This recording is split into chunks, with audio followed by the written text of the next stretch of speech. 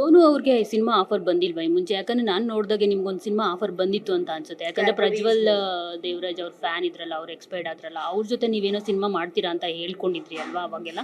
ಅಂದ್ರೆ ಹೌದು, ಅದು ಕ್ಯಾಡ್ಬರೀಸ್ ಮೂವಿ ಮಾಡಿದ್ವಿ, ಧರ್ಮಕೀರ್ತಿರಾಜ್ ಸರ್ ಮತ್ತೆ ಇನ್ನು ಒಂದಷ್ಟು ಜನ. ಬಟ್ ಏನಕ್ಕೋ ಗೊತ್ತಿಲ್ಲ, ಆಟೋಮೆಟಿಕಲಿ ಅದು ಅರ್ಧಕ್ಕೆ ನಿಂತು ಹೋಗ್ಬಿಡ್ತು. ಸೊ ಇವಾಗ ಪ್ರೊಡ್ಯೂಸರ್ದು ಒಂದು ಮಾತು ಇರುತ್ತೆ, ಡೈರೆಕ್ಟರ್ದು ಇರುತ್ತೆ, ಅವ್ರ ಮಧ್ಯ ಮನಸ್ತಾಪಗಳು ಇರುತ್ತೆ. ನಾವು ಅದ್ರ ಬಗ್ಗೆ ಕೇಳೋ ಯಾವ ರೈಟ್ಸು ಇಲ್ಲ. ಸೊ ಹಾಗೆ ಸ್ಟಾಪ್ ಆಯಿತು, ನಾವು ಸ್ಟಾಪ್ ಆದ್ವಿ. ಬಾಯ್ ಫ್ರೆಂಡ್ ಜ್ಞಾಪಕದಿಂದ ಸೋನು ಅವರು ಆಚೆ ಬಂದಿದ್ದಾರಾ ಅಂತ? ಆ್ಯಂಡ್ ಔಟ್ಸೈಡಿಂದ ಯಸ್, ಬಟ್ ಇನ್ಸೈಡಿಂದ ನೋ ಅಷ್ಟೇ. ಬಟ್ ಸೋನು ಅವ್ರನ್ನ ನೋಡಿದ್ರೆ ಯಾರೂ ನಿಜವಾಗ್ಲೂ ಇಷ್ಟೊಂದು ಎಮೋಷನಲ್ಲ, ನಿಜವಾಗ್ಲೂ ಬಾಯ್ ಫ್ರೆಂಡ್ ಅಂದರೆ ಇವತ್ತು ಒಬ್ರು ಬಾಯ್ ಫ್ರೆಂಡ್ ಇದ್ರೆ ನಾಳೆ ಇನ್ನೊಬ್ರು ಬಾಯ್ ಫ್ರೆಂಡ್ ಇರ್ತಾರೆ ಸೋನು ಶ್ರೀನಿವಾಸ್, ಆ ಥರ ಇಮೇಜ್ ಕ್ರಿಯೇಟ್ ಮಾಡಿಬಿಟ್ಟಿದ್ದೀರಾ. ನಿಜವಾಗ್ಲೂ ಇಷ್ಟೊಂದು ಟ್ರೂ ಆಗಿ ಲವ್ ಮಾಡ್ತಿದ್ರಾ ಅಂತಲೇ ಅನಿಸುತ್ತೆ. ಇವತ್ತಿಗೂ ಕೂಡ ಅನಿಸುತ್ತೆ ಅದು ಎಲ್ಲರಿಗೂ, ಕೆಲವ್ರಿಗೆಲ್ಲ.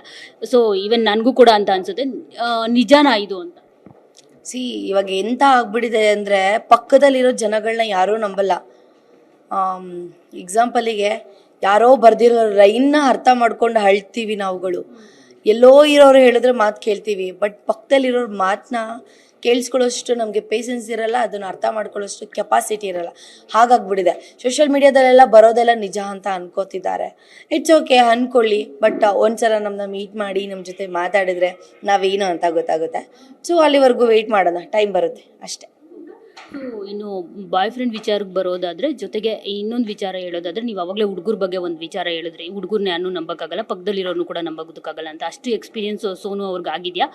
ಜೊತೆಗೆ ಈಗ ಏನೇ ಹುಡುಗಿರು ಕೊಲೆ ಮಾಡಲಿ, ಸೊ ಅದಕ್ಕೆ ಹಣೆಪಟ್ಟಿ ಕಟ್ತಿದ್ದಾರೆ, ಹುಡುಗಿರ್ನ ಯಾರು ಮದುವೆ ಆಗಬೇಡಿ, ಈ ಥರ ಕೊಲೆ ಮಾಡಿಬಿಡ್ತಾರೆ ಹನಿಮೂನ್ಗೆಲ್ಲ ಕರ್ಕೊಂಡು ಹೋಗ್ಬಿಟ್ಟು ಅಂತ ಹೇಳ್ಬಿಟ್ಟು, ಬರೀ ಹುಡುಗಿರೇನ ಆ ಥರ ಹನಿಮೂನ್ಗೆ ಕರ್ಕೊಂಡು ಹೋಗಿ ಕೊಲೆ ಮಾಡಿರೋದು? ಹುಡುಗರ್ದು ಎಷ್ಟು ಇತಿಹಾಸಗಳಿಂದ ಕೆತ್ಕಿದ್ರೆ ಅದೆಷ್ಟೋ ಸಾವಿರ ಕೇಸ್ಗಳು ಈ ಥರದ್ದು ಸಿಗುತ್ತೆ. ಆದರೆ ಇಲ್ಲಿ ಹುಡುಗಿನೇ ಬ್ಲೇಮ್ ಮಾಡಲಾಗುತ್ತೆ ಎಲ್ಲ ಕಡೆಯಿಂದನೂ. ಸೊ ಇದ್ರ ಬಗ್ಗೆ ಏನು ಹೇಳ್ತಾರೆ ಸೋನು ಅವರು ಅಂತ? ನಂಗೆ ನಿಜವಾಗ್ಲೂ ಇದ್ರ ಬಗ್ಗೆ ಏನೂ ಗೊತ್ತಿಲ್ಲ.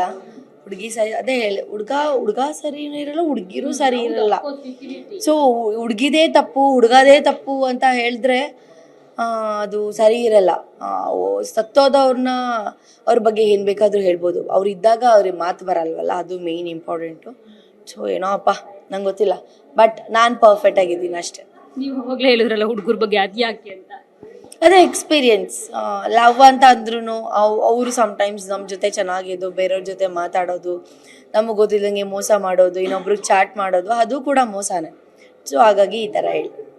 ಮುಂದೆ ಸಿನಿಮಾ ರಂಗದಲ್ಲಿ ತೊಡಗಿಸ್ಕೊಳ್ತಾರಾ ಸೋನು? ಅಫ್ಕೋರ್ಸ್ ಆಫರ್ಸ್ ಬಂದರೆ ನನಗೆ ಅದೇ ಹೇಳ್ದಲ್ಲ, ನಾನು ಬೇಡ ಅಂತ ಹೇಳಲ್ಲ, ಬರಲಿ, I am waiting. Thank you so much, all the best, ನಿಮಗೆ ಒಳ್ಳೆಯದಾಗಲಿ. ಸೊ ನೋಡಿದ್ರಲ್ಲ, ಇದಿಷ್ಟು ಸೋನು ಶ್ರೀನಿವಾಸ್ ಗೌಡ ಅವರ ಮಾತು. ಕ್ಯಾಮ್ರಾ ಪರ್ಸನ್ ರಮೇಶ್ ಜೊತೆ ಮಂಗಳರಾಜ್ ಗೋಪಾಲ್, TV9 ಬೆಂಗಳೂರು.